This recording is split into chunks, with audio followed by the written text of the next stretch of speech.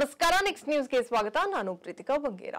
ರಾಜ್ಯ ಕಾಂಗ್ರೆಸ್ ಸರ್ಕಾರಕ್ಕೆ ಜಾತಿ ಗಣತಿ ವರದಿ ಜಾರಿ ವಿಚಾರವು ದೊಡ್ಡ ತಲೆನೋವಾಗಿ ಪರಿಣಮಿಸಿದೆ. ಎಲ್ಲೆಡೆ ಇದಕ್ಕೆ ತೀವ್ರ ವಿರೋಧ ಕೂಡ ವ್ಯಕ್ತವಾಗಿರೋದ್ರಿಂದ ಸದ್ಯಕ್ಕೆ ಈ ವರದಿ ಜಾರಿಗೆ ಮೀನಾಮೇಷವನ್ನ ಎಣಿಸ್ತಾ ಇದೆ.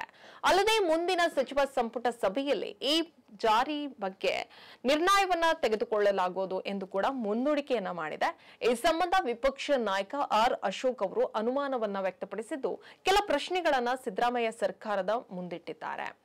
10 ವರ್ಷಗಳ ಹಿಂದೆ ಆರಂಭವಾದ ಸಿಎಂ ಸಿದ್ದರಾಮಯ್ಯ ಅವರ ಜಾತಿ ಜನಗಣತಿ ಬಗ್ಗೆ ಬೃಹತ್ ನಾಟಕ ಎಂಬ ಮೆಗಾ ಸೀರಿಯಲ್ ರೀತಿ ಇನ್ನೂ ಮುಂದುವರಿತಲೇ ಇದೆ ಎಂದು ವಾಗ್ದಾಳಿಯನ್ನ ಕೂಡ ನಡೆಸಿದ್ದಾರೆ.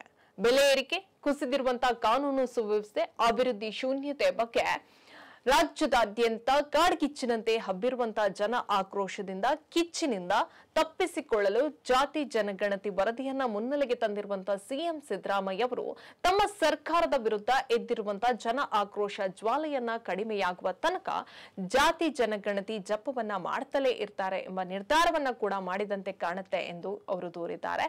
ಅಸಲಿಗೆ ವಿಶೇಷ ಸಚಿವ ಸಂಪುಟ ಸಭೆಯಿಂದ ನೀವು ಸಾಧಿಸಿದ್ದಾದ್ರೂ ಏನು?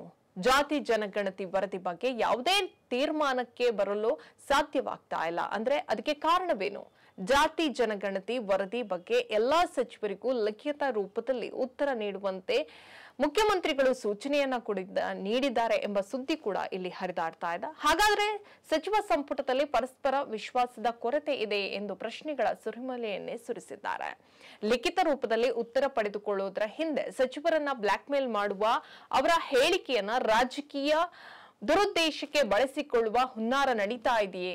ಜಾತಿ ಜನಗಣತಿ ಮತ್ತೊಮ್ಮೆ ವೈಜ್ಞಾನಿಕವಾಗಿ ನಡೆಸುವುದರ ಬಗ್ಗೆ ಚರ್ಚೆ ನಡೀತಾ ಇದೆ ಎಂದು ಪ್ರಶ್ನೆಯನ್ನ ಆರ್ ಅಶೋಕ್ ಅವರು ಮಾಡಿದ್ದಾರೆ. ಹೆಚ್ಚಿನ ಅಪ್ಡೇಟ್ಗಾಗಿ ನೋಡ್ತಾ ಇರಿ ನೆಕ್ಸ್ಟ್ ನ್ಯೂಸ್ ಕನ್ನಡ. ವಂದನೆಗಳು.